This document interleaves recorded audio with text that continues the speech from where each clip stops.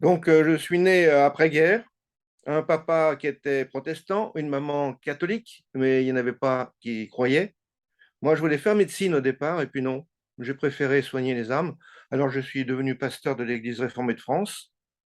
Et puis, à la retraite, j'en ai profité pour faire un doctorat de théologie à l'IPT, à l'Institut protestant de théologie de Montpellier, sur justement le méthodisme français en France, c'est-à-dire le méthodisme wesleyen en France. Donc, ça n'a rien à voir avec Wesley, ou alors de loin. Disons que c'est difficile de ne pas s'y intéresser quand on s'intéresse au méthodisme en France. Parce que c'est vrai que dans ma famille, on peut dire une dizaine de pasteurs méthodistes. Donc, c'était quelque chose qui était directement, je dirais, en rapport avec ma famille. Et puis, plus intimement, je voulais comprendre la théologie de Wesley, qui n'est pas du tout celle que moi je porte. Je dirais que John Wesley est un homme de son temps, d'abord, du 18e. C'est aussi un homme de son milieu. Il est anglais, anglican puritain comme ses parents, mais piétiste comme ses amis moraves. Il est prêtre anglican en lutte permanente contre ses collègues. Pour moi, c'est surtout et avant tout le troisième grand réformateur après Luther et Calvin. J'irais même jusqu'à dire qu'il a réformé la réforme. Disons, si on se rappelle au XVIIIe siècle comment l'Église anglicane est exsangue après les combats qu'elle a menés pendant les siècles précédents, on comprend déjà mieux. Parce qu'elle ne s'intéresse plus, cette Église, comment dire, elle ne s'intéresse plus qu'à elle-même. Elle ne répond ni aux besoins spirituels des fidèles, ni aux problèmes sociaux liés à la révolution industrielle qui a un siècle d'avance sur la nôtre en France.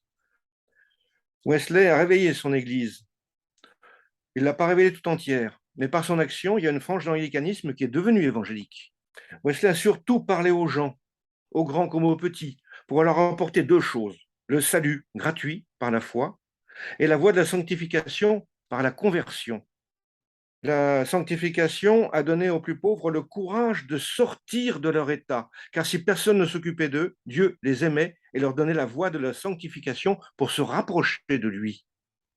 Ces pauvres gens mineurs et ouvriers avaient obtenu une dignité grâce à Wesley. C'est peut-être par ce fait que la Grande-Bretagne n'a pas suivi la France dans la Révolution de 1789. Wesley, c'est quelqu'un qui se lève à 4 heures du matin tous les jours, depuis le temps où il était étudiant. Une heure de prière avant de commencer une journée très très riche en général, avec visite des prisons, et des condamnés à mort. Il y en avait quand même pas mal à cette époque dans la prison de Londres.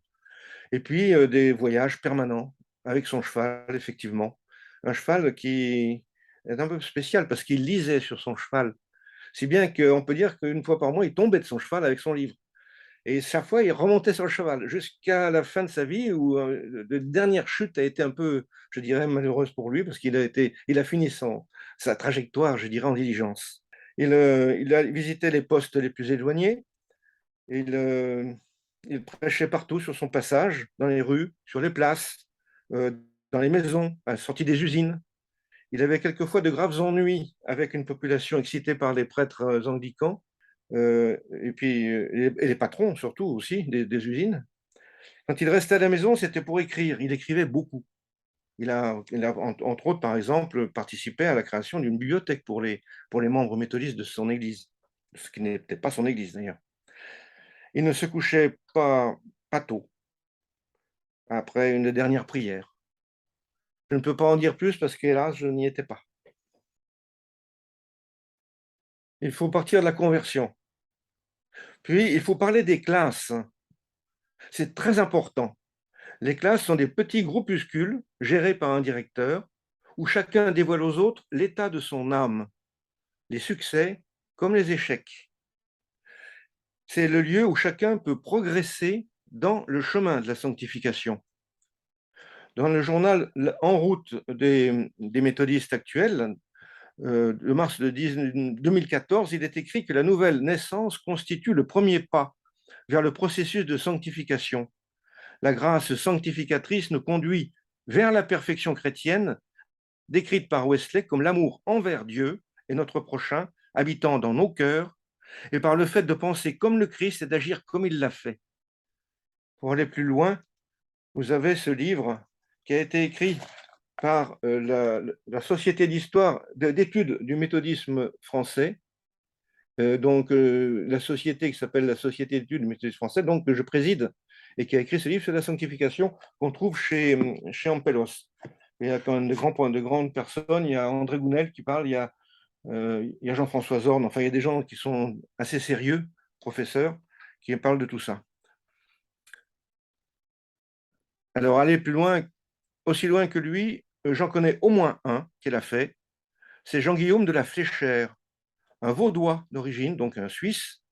Il est mort avant Wesley. C'était lui qui devait succéder à Wesley, mais il est mort avant. Il a été l'inspirateur de Wesley à propos de la sanctification. Donc, c'est difficile d'aller plus loin.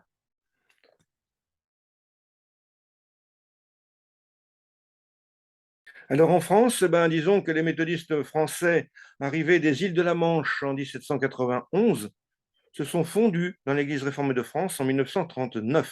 Pas 38, hein, 39, un an après. Quelques paroisses ont refusé l'union et ont survécu jusqu'au début du XXIe siècle. Actuellement, le méthodisme en France fait partie de l'Union des églises évangéliques méthodistes. En revanche, le méthodisme est implanté partout dans le monde et aux États-Unis, ils sont la deuxième confession protestante derrière les baptistes. Enfin, l'héritage du méthodisme wesleyen est immense sur le plan théologique. Le pentecôtisme est un de ses descendants. D'autres sont à l'origine des élections de Trump aux USA et de Bolsonaro au Brésil. Et oui, je confirme. On ne comprend rien à la géopolitique mondiale si l'on n'intègre pas le paramètre religieux issu du méthodisme. Eh bien, je vais vous dire, aucun méthodiste n'a laissé de prière. La prière était fondamentalement spontanée, même pour Wesley. Wesley a laissé des sermons, mais il n'a pas laissé de prière. J'en ai trouvé une dans un de ses sermons, Jean-Guillaume de la Fléchère, qui dit « Puisque vous êtes un esprit immortel, adorez Dieu en esprit et en vérité. Mais vous ne pouvez faire cela sans la grâce de Jésus. Demandez-la donc continuellement, quand vous vous levez et quand vous vous couchez, quand vous êtes assis chez vous et quand vous êtes en route. Oh, ne cessez de prier. Seigneur Jésus, pardonne-moi mes péchés et donne-moi ton bon esprit, afin que je ne pêche plus contre toi, et fais que je t'aime de tout mon cœur, et fais que je vive de la vie du juste, pour que ma fin soit semblable à la tienne. Amen.